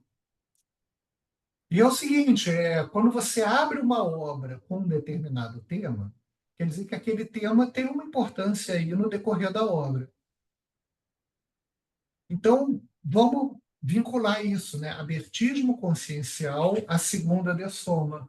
Vamos refletir aí se tem alguma relação. Mas vocês trouxeram todos os temas mais essenciais, tá? Os apegos, os condicionamentos, os rabos presos, vamos resolver. A técnica de mais um ano de vida eu nunca apliquei. Mas sabe que eu achei essa técnica no texto de um dos filósofos estoicos? Já não me lembro mais qual, porque eu volta e meia eu retorno aos estoicos, eu gosto muito deles, né? O Sêneca, o Marco Aurélio, o Epíteto, eu gosto muito desse povo aí do estoicismo. E aí um deles sugere que a gente faça um exercício de achar que vai morrer amanhã. Falei, olha só não é mais um ano de vida, é um dia de vida, mas é uma técnica aí de preparação. Então, assim, nunca apliquei, não, mas eu penso que vale a pena aí. Em algum momento a gente parar para pensar nisso. Beth, Eu acho que a autopesquisa ou a autoexperimentação, né, é fundamental para isso, porque ela vai trazendo essa consciência sobre nós mesmos e ajuda essa obnubilação, essa robotização que vai prejudicar na segunda de soma. Eu acho que ela é um dos princípios que está diretamente ligado ao processo da segunda de soma. perfeito. Perfeito. A autopesquisa é essencial, né? Porque se você tem que dar conta aí da tua evolução, e isso para mim é um dos diferenciais da conscienciologia, que é colocar responsabilidade na mão da gente. Não adianta empurrar para o evolução. Não adianta empurrar para o amparador. Está na mão da gente. A gente tem que fazer o que precisa ser feito. Ah, mas eu não sei o que precisa ser feito. Corre atrás. Eu também não sei, não. Eu estou procurando entender. Cada vez que eu erro, eu digo assim, mas eu ainda estou fazendo isso.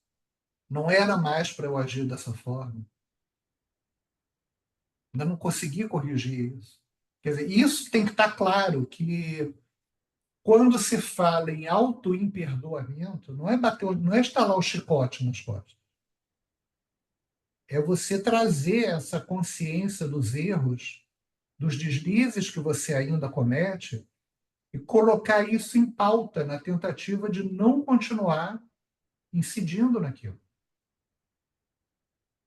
Isso é o auto-imperdoamento, no sentido aí correto da palavra. E não é você se culpar pelos erros, né? Coloca aquilo em pauta e tenta não repetir. Isso tem tudo a ver com autocosmoética. A cosmoética que você desenvolve em relação a você mesmo, que não é só com os outros. Tem que ser cosmoético também com você. É tudo muito complicado, gente. Muito. Não é fácil evoluir, não. E aí, assim, não estou passando a mão na cabeça da gente, não. Todo mundo aqui tem responsabilidade, inclusive eu que estou aqui falando, né? Há quanto tempo a gente já parou para pensar nisso? Há quantas vidas, mais seriamente, com todas essas ferramentas que a gente dispõe aí? Eu acho que nunca teve. Eu não conheci, olha que eu rodei um bocado antes de chegar na Conscienciologia. Eu não conheci nenhuma linha de conhecimento que trouxesse essas ideias de uma maneira tão prática, tão clara e tão, assim, aplicável. Porque tinha, por exemplo, eu estudava muito teosofia. É lindo, os princípios, tudo muito poético, tudo muito bem escrito, tá ótimo. Mas cadê? Aí o princípio era assim: quando o discípulo está pronto, o mestre aparece. E aí eu ficava pensando, mas como é que eu vou saber que eu estou pronto? O que eu faço para ficar pronto? O que é estar pronto? Eu tenho que esperar o mestre aparecer? Não vai aparecer, porque eu não sei se estou fazendo o que eu tenho que fazer para estar pronto. Né? Então, a Conscienciologia ela tem esse diferencial aí. A proposta é de aceleração evolutiva. Toma as rédeas, faz o que tem que fazer, investe aí nas ferramentas holossomáticas que a gente tem. Projetabilidade é uma coisa que todo mundo pode fazer, né?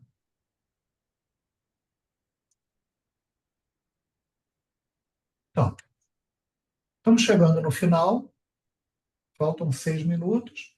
Eu queria deixar aí, não sei se vai dar tempo da gente responder, mas eu vou só deixar a pergunta para vocês refletirem, que é a relação entre projetabilidade e o desenvolvimento do senso de universalismo.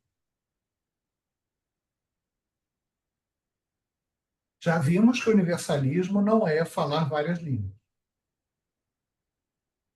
Não sei se eu argumentei o suficiente, é mais do que isso.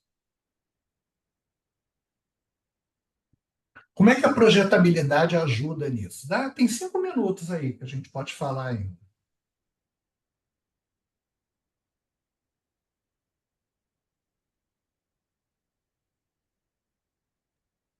Repete a pergunta, por favor. Como é que a projetabilidade ajuda a desenvolver o senso de universalismo? Tem um capítulo sobre isso. Técnica do desenvolvimento do senso universalista. Acho que é esse o... Eu não conheço essa técnica, mas eu imagino que através da projetabilidade a gente vai confirmando a multidimensionalidade, a serialidade das existências, e aí a gente vai percebendo, eu não sou a Irma, eu estou a Irma nesse corpo. Eu já tive outras vidas, eu já estive em outros países, em outras culturas, em outros grupos. Então, isso acaba fazendo a gente pensar a respeito de que por que eu tenho preconceito, ou xenofobia, ou racismo, ou não tolero aquele outro, se eu também já fui assim, ou se posso vir a ser assim. Então, eu só estou aqui elaborando. Eu não li essa parte, mas eu imagino que a projetabilidade ela possa ampliar, dar essa ampliação de consciência que faça a gente refletir a respeito da nós não somos a última bolacha do pacote, sabe? Perfeito. Perfeito. Terceiro. O que isso me traz é a sensação de ser cidadão do cosmos e não a consciência que eu sou, o papel que eu estou fazendo hoje de Dirceia, né? E aí a responsabilidade aumenta, porque eu sou um pilar interassistencial dentro do mecanismo multidimensional, né? Multiexistencial. Então, assim, é um posicionamento muito amplo em relação ao que eu estou vivendo nos meios, né? No meu dia a dia. Então, é uma visão que você traz todo esse paradigma junto na sua existência atual, né? E eu acho que você tocou no termo essencial aí. Eu ia falar dele no fim, assim, eu ia terminar com ele. Mas do momento que você conquista, né, internamente essa sensação, esse senso da cidadania cósmica, até o planeta Terra fica relativo para você. Você vê que não é isso. Eu não tenho que respeitar só quem mora aqui do lado. Tem que respeitar o cara que está em outra galáxia, porque ele é consciência igual a mim, está evoluindo de uma maneira diferente, né? Agora, imagina, por exemplo, o papel que o professor Valdo fez quando ele acolheu aquela consciência extraterrestre. Ele chama de pré-mãe, que ele foi pré-mãe do EM, que era aquela consciência que o planeta dele se extinguiu e ele foi trazido para ressomar na Terra.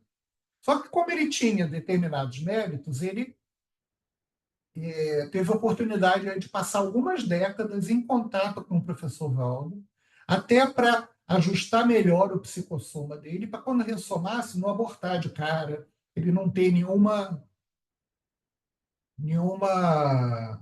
acidente aí na hora de ressomar, tá? E aí, nisso, ele ajudou muito ali no início da Conscienciologia, na implantação da Conscienciologia toda. Agora, olha o universalismo funcionando ali. Porque imagina se o professor Valdo olhasse para um cara com cara de lagarto, com os olhão, com as orelhas lá que ele tinha, e dissesse assim, não, isso aí não é gente, eu não vou, imagina. Não, é consciência. É só o psicossoma que é diferente. Então a projeção dá isso. A gente vai encontrar gente com formato diferente, visitante de outro planeta aqui, gente deformada na baratrosfera, gente que não consegue nem manter a forma do psicossoma mais. A instabilidade emocional é tão grande que a pessoa sofre da paramutabilidade. Ela fica lá toda, não consegue fixar a forma do psicossoma. E isso tudo é consciência. Se a gente pode assistir ou não, uma outra decisão. Mas é o olhar que você vai desenvolvendo sobre essa diversidade cósmica. Que, assim, humanidade terrestre é muito pouco. E nem aqui a gente consegue ser universalista. Tem racismo, tem bairrismo, tem barreira política, tem isso tudo. A Venezuela lá agora, do jeito que está. Que retrocesso aquilo. Um país que foi rico. Aí você se pergunta, que riqueza é essa? Que se evapora assim em 3 décadas. Gente, né? Então é isso, a projeção, do momento que ela te permite essa ampliação da lucidez, visitar outras realidades, visitar eventualmente outros planetas, ela vai dando esse aumento aí nesse sentido do cidadão do cosmos, como foi colocado. Né? Deixa a Eliane falar e a gente encerra. Não, professor Oswaldo, eu iria falar exatamente isso, né? Como foi colocado, que nós somos cidadãos do cosmos, né? A nossa procedência, né? Para procedência é do cosmos. E isso amplia realmente a nossa visão da gente começar a pensar nessa cosmoética maior, porque a gente tem todas essas ferramentas, né? O professor Oswaldo deixou aqui. Então, a gente estudando, que nem você falou ali, a gente não deixar ali ficar, como é que é, o vácuo, né? Esse vácuo ali de 8 horas que a gente passa, se a gente começar a aproveitar mais isso, realmente a gente vai entrar assim, essa nossa agora ressoma aqui, ela vai evoluir um pouquinho mais, já vai ser uma versão melhor nossa, né? Exatamente. Gente, era bom. Marlise, você podia fazer isso, copiar o chat, porque o Lucas colocou aqui uma série de contribuições que era bom deixar disponíveis lá. Por exemplo, aquele pesquisador que eu comentei, ele citou o nome, agora eu falei da técnica, ele citou. Então, tem uma série de contribuições aqui no chat. Se você conseguisse transcrever e colocar disponíveis lá no ambiente de aprendizado, talvez facilitasse. Você consegue fazer isso? Consigo esse trechinho ali copiar, então, né? Eu acho que copiar e colar mesmo. Olha, falou aqui Ian Stevenson, Jim Tucker, eu acho que é esse cara que eu estava querendo. Ou então você mesmo, Lucas, poderia reproduzir ali no WhatsApp, não? Será que dá? Pois é, eu não queria botar direto no grupo, não. Eu acho melhor colocar no arquivo e intitular assim. Tá. Tal, pois né? Eu copiaria ali, mas eu já copiei. A partir de Ian Stevenson, né? Porque do momento que eu fechar a sala, eu acho que o chat some. E aí a gente vai perder aqui informações. E tão boas, tem boas referências aqui. Olha, ele respondeu aqui, estou esperto, está tudo certinho. Né? Tá bom? Então vou interromper.